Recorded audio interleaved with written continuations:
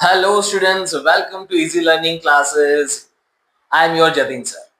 So today we are going to start our new chapter, Standard 12th OCM, chapter number 2, Principles of Management. ठीक है, चलिए start करते हैं. Theme of this chapter पहले ये समझ लीजिए कि भाई पूरे चैप्टर में कहना क्या चाहते हैं. तो पूरा चैप्टर का थीम ये है कि here are some of the different management gurus like Henry Fayol, Frederick Taylor, ठीक है, then after C.K. Prahalad, Gilbert, many more management gurus are there, and उन्होंने अपने व्यूज प्रेजेंट किए हैं. ठीक है, उन्होंने अपने एक्सपीरियंसेस को प्रेजेंट किए हैं. To what, for what, to get a work done from others. देखो, management is not an easy task. एक बात समझ लीजिए, मैनेजर का जो काम है ना वो मतलब इजी नहीं है. लोगों से काम लेना भी आना चाहिए, समझो, है ना. तो उसके लिए आपको स्किल चाहिए. इट इज एन आर्ट, वो डेफिनेशन में भी कहा गया है. और उससे भी ज्यादा जो इंपॉर्टेंट बात है वो क्या है, आपको एक्सपीरियंस है. नो डाउट ये गाइडलाइंस, ये प्रिंसिपल्स कहीं ना कहीं हमें हेल्पफुल रहेंगे, है ना. बट प्रैक्टिकल वर्ल्ड में जब आप एंटर करोगे एंड जब रियल सिचुएशन को जब आप फेस करोगे तो आपको थोड़ा स्पॉन्टेनियस बनना पड़ेगा, है ना. सिचुएशन को देखना पड़ेगा, माहौल को समझना पड़ेगा, अपने कलीग्स को समझना पड़ेगा, वर्किंग पैटर्न को समझना पड़ेगा, आपके जो what we can say juniors है या फिर जो भी आपके नीचे काम करने वाले उनको समझना पड़ेगा, उनकी एक्सपेक्टेशंस को जानना पड़ेगा कि उनके साथ रहकर कैसे काम करना है, उनसे कैसे काम लिया जा सकता है, एंड जो भी आपके सुपीरियर है उनके साथ कैसे डील करनी है, उनके साथ कैसे बातचीत करनी है, वगैरह वगैरह. ठीक है, तो ये चीजें जो है यहाँ पर अलग अलग मैनेजमेंट गुरुज ने प्रेजेंट की है. बोले ये हमारा मतलब some of the management gurus are like वो बॉटम लेवल से काम करते करते करते करते टॉप लेवल तक पहुंचे हैं. तो उन्होंने कहा कि भाई हमने तीनों लेवल्स देखे हैं, टॉप मिडल बॉटम तीनों देखे हैं, और एक्चुअली वो एकदम ग्रासरूट लेवल से ऊपर तक गए हैं.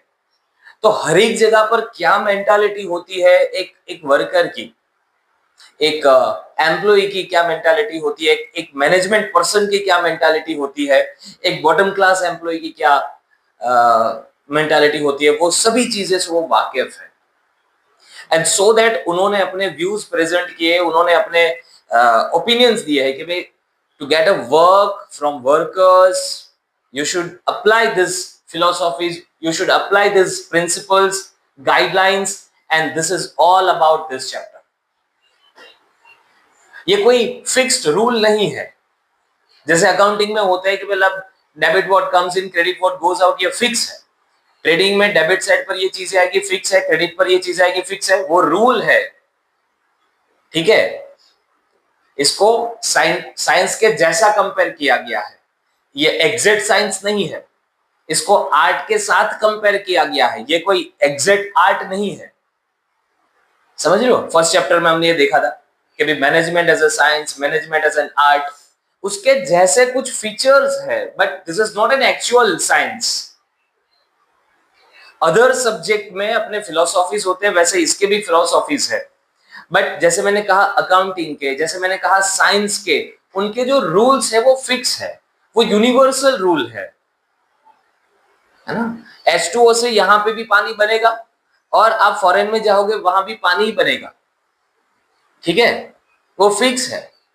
समझे क्या. गुजरात में debit what comes in, credit what goes out करते, तो साउथ में भी वही चलेगा. जहां भी अकाउंटिंग चलता है उसका बेसिक फंडामेंटल तो यही रहेगा, वो नहीं बदल जाएगा. बट ये जो गाइडलाइंस है बदल जाएगी ऐसा नहीं बोल रहा हूं मैं, बट डिफर करेगी situation to situation, person to person, ये डिफर करेगा. काम करने का तरीका, काम लेने का तरीका पर्सन टू पर्सन अलग होता है भाई, समझे. सामने मतलब जो भी उनके साथी है, जो भी उनके कलीग्स है, उनके साथ क्या व्यवहार करना है, उनके साथ कैसे ताल से ताल मिला के चलना है. कोई बहुत एग्रेसिव होगा, कोई शांत नेचर का होगा, कोई ज्यादा पॉलिटिक्स खेलने वाला होगा, किसी को बिल्कुल पॉलिटिक्स पसंद नहीं होगी, मतलब पर्सन है, सभी का अपना अपना तरीका होता है काम करने का, काम लेने का, समझे क्या? कहीं ना कहीं ये जो गाइडलाइंस है ये जनरल प्रिंसिपल्स है। ये कह रहे हैं कि भाई इसको जरा एक बार देखो, एक बार सुनो समझो, और कहीं ना कहीं ये आपको हेल्पफुल रहेगा परिस्थिति को, सिचुएशन को समझने में, हैंडल करने में। ऐसा नहीं कि 100% वर्क नहीं करेगा, और ऐसा भी नहीं है कि ये 100% यही वर्क करेगा। ये दोनों के बीच की सिचुएशन है कि आप देख करके काम कीजिएगा, अप्लाई करके देखिए, शायद आप रिजल्ट पा सकते हो, चांसेस बढ़ जाएंगे आपके सक्सेस होने के, ये कह रहे हैं। अल्टीमेटली तो आपको वहां पर ग्राउंड लेवल पर जो दिख रहा है, जो सिचुएशन है, उसको ही टैकल करना है, बट फिर भी कहीं ना कहीं बैक ऑफ द माइंड ये प्रिंसिपल्स लेकर चलोगे तो आप फायदे में रहोगे। This is what the chapter is all about, ठीक है। इसलिए हमें स्टार्टिंग में कहा गया कि principles of management play a role of the guide for the managers. इन्होंने कहा गाइड फॉर द मैनेजर्स, ये आपको एक एक एक मतलब रूल्स की तरह, रूल्स नहीं कह सकते, गाइडिंग प्रिंसिपल की तरह काम करेंगे, है ना। दूसरी बात क्या की कि पीओएम यानी कि principles of management are not rules. See clearly कहा है कि this are not rules, blindly इसको ही फॉलो करना है ऐसा नहीं है कि मैंने पढ़ा है, मैं गया मैनेजर बन गया, जैसा उसमें बोला था वैसा ही मैं करता जाऊंगा, डिट्टो कॉपी पेस्ट। मैंने आपको पहले बताया कि ये जो है ये आपको प्रैक्टिकल सिचुएशन को भी एनालाइज करना पड़ेगा, इनफैक्ट उसी को पहले एनालाइज करना पड़ेगा, एंड कहीं ना कहीं mix of all this principles, आपको अपनी पॉलिसी में, स्ट्रेटेजी में इनको कहीं ना कहीं मिक्स करते रहना पड़ेगा, है ना। थोड़ा बहुत इंग्रेडिएंट्स इसका ऐड करते जाओगे तो रिजल्ट्स आपको बेटर मिलेंगे, ये कहना चाहते हैं वो लोग। फाइन, दिस आर दी क्या है, it is this are not rules, but क्या है, it is a sum and substances of the assumptions, traditions and experiences. ये अब तक की प्रथा, अब तक की ट्रेडिशन है, एक्सपीरियंसेस है बहुत सारे लोगों का, सब्सटेंसेस है, इंस्टेंसेस है, और उनसे ये सब चीजें यहां पर लिखी है कि this are the principles.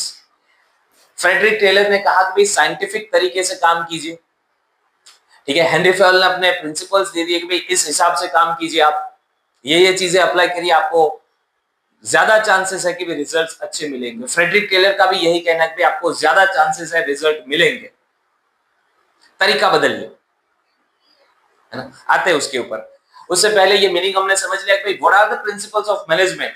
So POM are the guidelines, वो कोई एग्जैक्ट रूल्स नहीं है, फिक्स्ड रूल्स नहीं है, वो गाइडलाइंस है जो कहीं ना कहीं आपको हेल्पफुल बनेगी।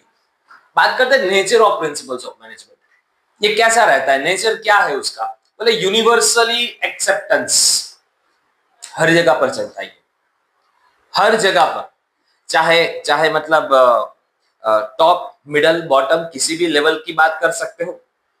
सिर्फ बिजनेस में ही चलता है नहीं, बिजनेस के अलावा स्पोर्ट्स में भी चलता है।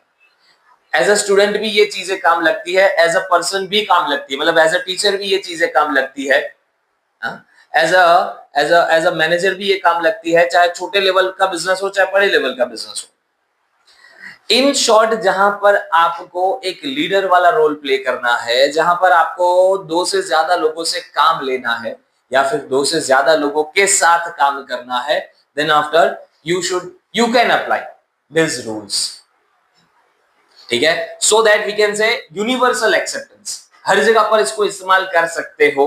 Fine, not only India, all over the world ये चीजें होगी। देखो इंसान हर जगह पर वही है, उसका लैंग्वेज अलग है, उसका स्किन कलर अलग है, बाकी जो मतलब अंदर से जो इंसान है वो इंसान ही है भाई, है ना। नेचर हर जगह पर यही रहेगा, वर्क एनवायरनमेंट थोड़ा बहुत डिफर करेगा, बट कुल मिला के जो है बात यही रहेगी। पॉइंट नंबर 2, फ्लेक्सिबल है भाई, ये बहुत फ्लेक्सिबल है, ये principles of management highly flexible है। मैंने पहले ही कहा this will differ from person to person, हर एक पर्सन का काम करने का तरीका अलग होता है, so it is highly flexible. इन्होंने फ्रेडरिक टेलर ने जो प्रिंसिपल्स दिए, हेनरी फ्योल ने जो प्रिंसिपल्स दिए, राइट, गिलबर्ट ने जो प्रिंसिपल्स दिए, देन आफ्टर अब्राहम मास्लो के अपने प्रिंसिपल्स है, ये सभी मैनेजमेंट गुरुज ने अपने अपने हिसाब से जो भी उन्होंने एक्सपीरियंस किया था वो एक्सपीरियंस के रूल्स बना के हमें दिया गया है। ठीक है। ये कोई स्पेसिफिक रूल्स नहीं है, आप अपने हिसाब से इसको अप्लाई कर सकते हो, जरूरत के हिसाब से अप्लाई कर सकते हो। Ultimately the person has to be spontaneous. जब आप एक्चुअली मैनेजमेंट में होते हो तो आपको जो सिचुएशन दिख रही है वो सिचुएशन को देखकर आपको पता होना चाहिए कि how to manage this things. वो परिस्थिति के अंदर आप इसको कहीं ना कहीं इस्तेमाल कर सकते हो, इसको कहीं ना कहीं इस्तेमाल कर सकते हो। You will get some better results, you will get some better results. ठीक है, चलिए आगे बढ़ते हैं। यूनिवर्सल हो गया, फ्लेक्सिबल है, ये बहुत ही ज्यादा person to person it will differ, क्योंकि देखो जैसे मैंने अलग अलग मैनेजमेंट गुरुज के नाम दिए, वो सबका अपना अपना एक एक्सपीरियंस रहा है और वो एक्सपीरियंस उन्होंने यहाँ पर शेयर किया है।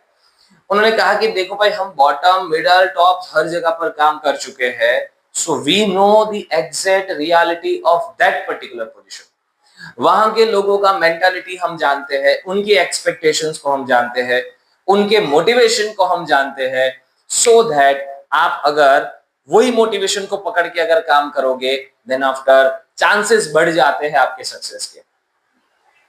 ये चीज कही है। So we can say it is highly flexible और we can say general guidelines. अब आते हैं जनरल गाइडलाइंस पे। ये पहले भी मैं बता चुका हूं कि भाई ये प्रिंसिपल्स जो है वो कोई एग्जैक्ट स्पेसिफिक रूल्स नहीं है। ये क्या है? ये जनरल गाइडलाइंस है। समझ रहे हो? ये क्या है? ये जनरल गाइडलाइंस है। आप अपने मैनेजमेंट में इसको यूज कर सकते हो कहीं ना कहीं, so that you can get some better results, right? चलिए, general guidelines not the specific rules based on human behaviour. बहुत बढ़िया।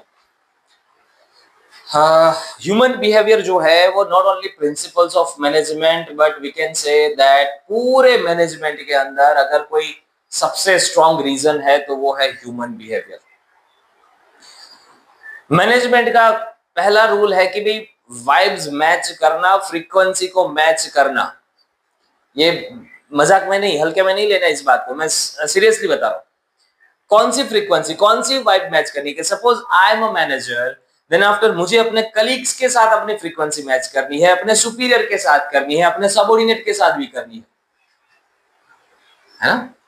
वो जो एफएम जब लगाते हो तो एफएम जब फ्रीक्वेंसी मैच नहीं होती तो आपको एक वियर्ड सी आवाज आती है, राइट?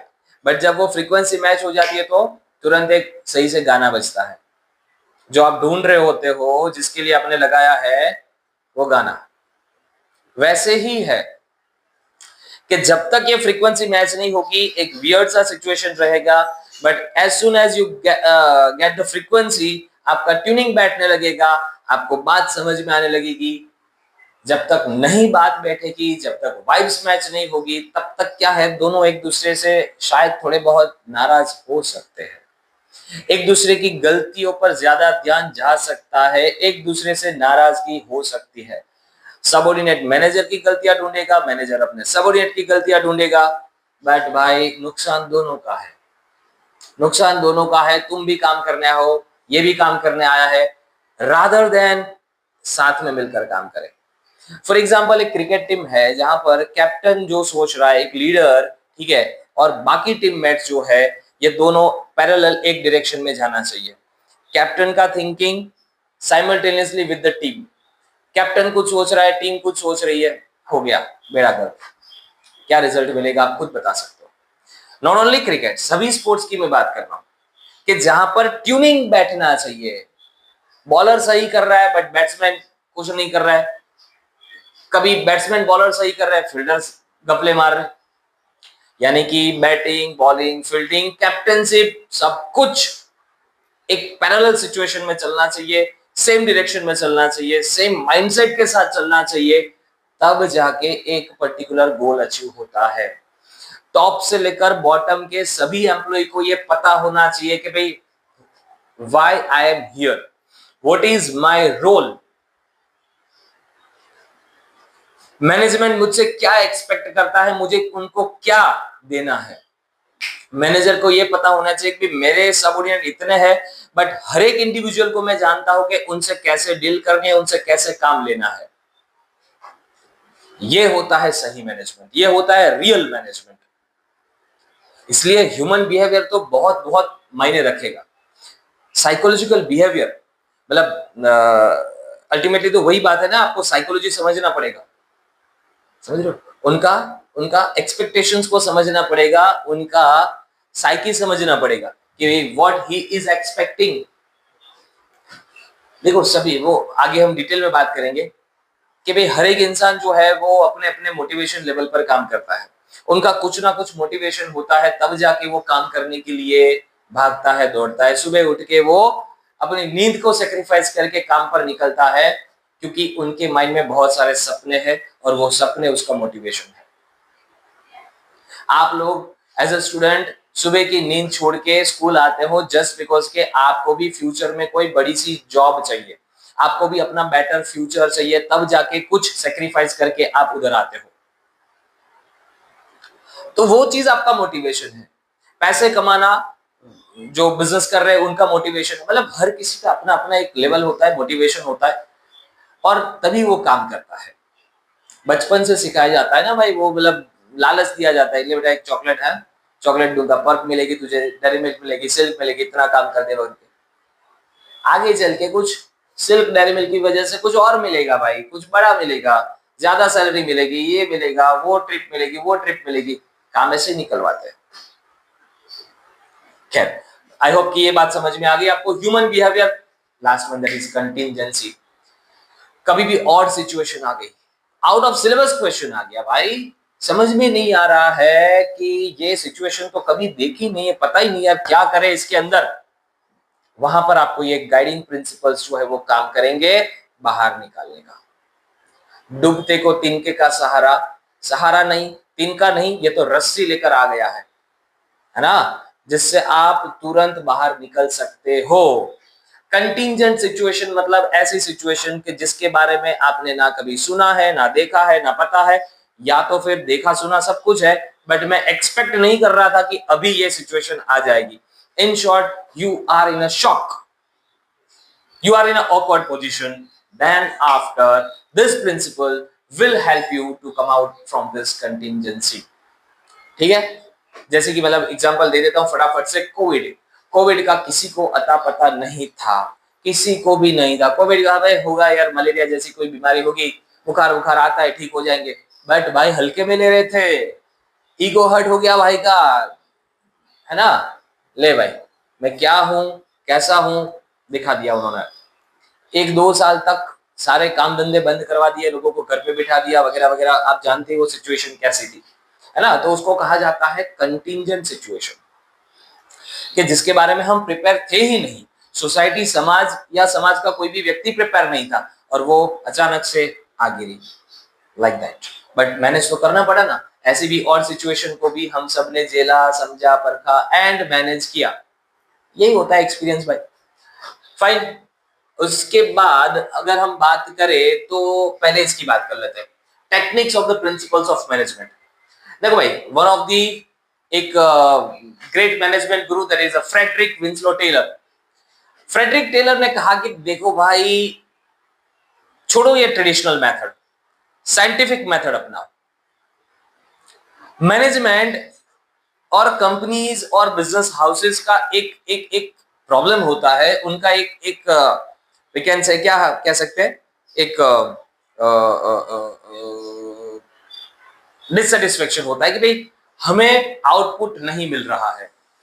ठीक है, हमें आउटपुट नहीं मिल रहा है, या फिर एम्प्लॉइज जो है वो जैसे चाहिए वैसे नहीं है, या एम्प्लॉइज प्रॉपर आउटपुट नहीं दे रहे वगैरह वगैरह। व्हाट आई मीन टू से, आप समझ गए अच्छे से। तो उन्होंने कहा कि देखो प्रॉब्लम कहाँ है, प्रॉब्लम तुम्हारे तरीके में है, तुम्हारे मेथड्स में है। तुम वही घिसा पिटा ट्रेडिशनल मेथड लेकर चल रहे हो। क्या, I am a boss, you are my subordinate, मैं जैसा कहूंगा वैसा तुम करोगे। ठीक है, तुम आते हो, 9 बजे आना है, 6 बजे जाना है, एग्जैक्ट टाइम टू टाइम आना है, एग्जैक्ट टाइम टू टाइम जाना है, इतनी सैलरी मिलेगी। ये ट्रेडिशनल मेथड है तुम्हारी। Forget about this, scientific method अपना। बोले वो क्या होती है बताइए जरा। बोले ऐसा है कि तुम ना सोने पीतल सभी को एक ही तराजू में तोल रहे हो। ऐसा नहीं होता है भाई, सोने का तराजू अलग रहता है, पीतल का अलग रहता है ना। सोने का इतना नाजुक हल्का क्यूट सा तराजू होता है, उसमें एक ग्राम 10 ग्राम जब सोना गिरता है ना भाई, वेट बन जाता है। और वहां पर 10 किलो तुम डालोगे ना पीतल, तब भी इतना वैल्यू नहीं होगा। तो बात यह है कि भाई तराजू बदल लो, दैट मीन्स कि अपना थिंकिंग बदल लो, अपना पैटर्न बदल लो। ये कौन कह रहा है और किसको कह रहा है? ये फेडरिक विंसलो टेलर कह रहा है, बाकी मैनेजमेंट गुरु मैनेजर्स कंपनीज को, कि जो ये एक प्रॉब्लम लेकर आ रहे हैं, जिनका ये सोल्यूशन नहीं मिल रहा है कि भाई how to improve our output, how to get a work from our employees, how to make them more efficient. बताइए कुछ तरीका। ये है तरीका, बराबर। क्या तरीका बताया उसने? उन्होंने बोला time study, motion study, differential wage study है। तीन बातों पर काम करो। बताइए जरा डिटेल में, जरा एलोबरेट कीजिए इसको। करता हूं, रुक जाइए। पहला बताया उन्होंने टाइम स्टडी। टाइम स्टडी क्या होता है पता है आपको? उन्होंने कहा, ये 3 मार्क का क्वेश्चन बनता है आपका, जरा याद कर लेना इसको। Explain scientific principles of scientific management, I mean techniques of principles of scientific management. 3 mark का क्वेश्चन है, इंपॉर्टेंट है, याद रखना जरा। बोले टाइम स्टडी। टाइम स्टडी में ऐसा वो कहता है कि हर एक काम करने का अपना एक टाइम होता है, आइडियल टाइम, ओके। और वो डिसाइडेड है, उसके सामने एक्चुअल टाइम को कंपेयर करना है। फॉर एग्जाम्पल मान लीजिए कि ऐसा कहा कि भाई एक चैप्टर को कंप्लीट करने में फाइनल अकाउंट है, फाइनल अकाउंट कंप्लीट करने में एक टीचर को कम से कम 20 दिन का टाइम दिया जाता है। ये आइडियल टाइम माना गया, क्योंकि फाइनल अकाउंट थोड़ा बड़ा चैप्टर है, लेंथी है, डिटेल जाना पड़ता है, एक दिन में एक सम होता है, आप जानते हो। तो एक आइडियल टाइम डिसाइड किया गया कि 20 दिन। अब एक्चुअल टाइम, भाई ऑन एन एवरेज टीचर, आप ऑन एन एवरेज नहीं, एज अ टीचर आपने कितने टाइम में कंप्लीट किया? कोई बोले 18 दिन में, कोई बोले 17 में, कोई बोले 15 दिन में, कोई बोले 22 दिन में, कोई बोले 25 दिन में, बोले 1 महीना निकल गया। ठीक है, सबका अलग अलग टाइम है, person to person efficiency differs. और ऐसा भी नहीं यार 8 दिन में निपटा दिया भाई ने, पता भी नहीं चला सामने किसी को, ऐसा भी नहीं चाहिए अपने को। मैं बोल रहा हूं कि आउटपुट भी बढ़िया चाहिए, उनको पता भी चलना चाहिए, तुम्हारा सिलेबस भी कंप्लीट होना चाहिए, वैसा वाला काम मांग रहा हूं मैं। सिर्फ तुम टाइम देख के जैसा तैसा निपटा दिया, जैसा तैसा नहीं, वो तो चाहिए मुझे एकदम टच वाला काम, और वो भी विद इन टाइम। हाँ ठीक है, तो क्या करना है आपको? यहां पर कंपैरिजन करनी है। किस चीज की? एक होता है आइडियल टाइम, यानी कि स्टैंडर्ड टाइम, जैसे मैंने अभी कहा 20 दिन, और दूसरा एक्चुअल टाइम। बोले आपने कितने में कंप्लीट किया सर जी? अच्छा चलो पता चल गया किसी ने 17 डेज में कर लिया, तो क्या? तो यहां पर अभी हम बात करेंगे डिफरेंशियल वेट स्टडी में। दैट मीन्स के आप स्टैंडर्ड टाइम से भी बिफोर कंप्लीट कर दिया है कि नहीं? हाँ, तो आप एफिशिएंट पर्सन हो, और वो भी एकदम समझ आने के साथ। आप एफिशिएंट एम्प्लॉय हो। आप थोड़े साइड पे आ जाइए। आप साइड, ऐसे लोगों को साइड पे किया गया, और जिनका मतलब 21 दिन, 22 दिन, 25 दिन, 1 महीना निकल गया, बोले आप थोड़ा साइड पे आइए। फिर क्या करना है? अभी मैं इसमें डिटेल जाऊंगा, बट बोल देता हूँ चलो। ये लोग को जो मैंने साइड पे किया, एफिशिएंट एम्प्लॉय को, बोला आपको ना थोड़ा ज्यादा वेजेस मिलने वाला है ना? क्यों? क्यों क्या? आप एफिशिएंट एम्प्लॉय हो भाई, आपने एक डेडलाइन से पहले काम निपटा दिया, समझे क्या?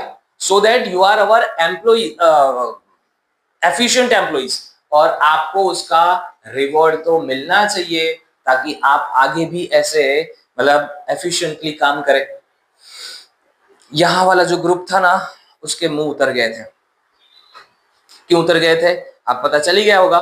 उसके मुंह उतर गए थे कि भाई देखो काम तो मैं भी किया हूं, फाइनल अकाउंट मैंने भी पढ़ा है, जरा सा टाइम ज्यादा ले लिया, उसमें मेरी क्या गलती? हाँ, ऐसा होता होगा उन ये वाले ग्रुप को। देखो भाई, आपको भी ये ग्रुप में लाया जाएगा, अगली बार आप भी बिफोर आइडियल टाइम कंप्लीट कर देना, वो भी समझ के साथ। सिर्फ टाइम पे मतलब जैसे तैसे नहीं, अपने को चाहिए कैसा वाला? एकदम टिप टॉप काम चाहिए, विद इन टाइम चाहिए। यानी कि आपको क्या बनना है? एफिशिएंट बनना है। मैनेजमेंट को क्या चाहिए बताओ मेरे को? क्या चाहिए? एफिशिएंट एम्प्लॉय चाहिए ऐसे। तो धीरे धीरे करके करते करते ये वाला पूरा ग्रुप अगर इधर आ जाए, तो इससे अच्छी बात क्या हो सकती है बताओ मेरे को? है ना। मतलब सारे एम्प्लॉइज उसके एफिशिएंट बन के, फिर इससे बढ़िया बात क्या हो सकती है भाई। सैलरी थोड़ा आपको ज्यादा पे करना पड़ेगा। हाँ, ताली दो हाथ से बजती है। तुम सिर्फ बोलो कि तुम एफिशिएंट रहो, मजा आ गया, एफिशिएंट रहो, मजा आ गया। नहीं नहीं, वो एफिशिएंट तब रहेंगे कि जब तुम उसको पे करोगे अच्छा खासा, उसको मोटिवेशन चाहिए। उन्होंने कहा 30% से लेकर 100% तक एक्स्ट्रा वेजेस पे करो उसको, अब over and about the salary. ओ भाई साहब, सैलरी तो है ही, ऊपर से 30%, किसी को 50, किसी को 80, किसी को 100, डबल सैलरी लेकर गया एक ही महीने में। ओहो, वो तो खुश हो गया भाई। बाकी लोग जल गया, बाकी लोग खाक हो गए, वो डबल सैलरी लेकर गया ना तब, समझे क्या। बट उन्होंने भी ठान लिया कि अगली बार देख भाई, मैं भी आ रहा हूं, मैं भी डबल सैलरी मुझे भी चाहिए, एक महीने में डबल सैलरी मुझे भी चाहिए। तो मैनेजमेंट से ये हम्बल रिक्वेस्ट है कि आपको काम अगर चाहिए, आउटपुट अगर चाहिए, तो you have to pay for their services, because those are your efficient employees. अगली बात समझ में। वैसे तो मैंने तीनों पॉइंट को ले लिया एक ही बात के अंदर, बट मैंने आपको एक ब्रॉड पिक्चर बता दिया कि वो कहना क्या चाहते थे, ये कहना चाहते थे। ठीक है, आई होप कि आपको समझ में आ गया होगा टाइम स्टडी है क्या। मोशन स्टडी, चलिए भाई, मोशन स्टडी ऐसा है कि आपको एग्जांपल दे देता हूं। मैं दो ब्रांच पर काम करता हूं, राइट। तो अगर मेरे लेक्चर ऐसे सेट करें कि भाई पहला लेक्चर 8 बजे यहां पर लिया, तुरंत 8:15 को दूसरी ब्रांच पर चले जाओ सर, ठीक है, वहां पर एक दो लेक्चर लेकर वापस इधर आ जाओ, ठीक है, फिर एक दो लेक्चर इधर लेकर आप उधर चले जाओ। ये क्या बात हुई।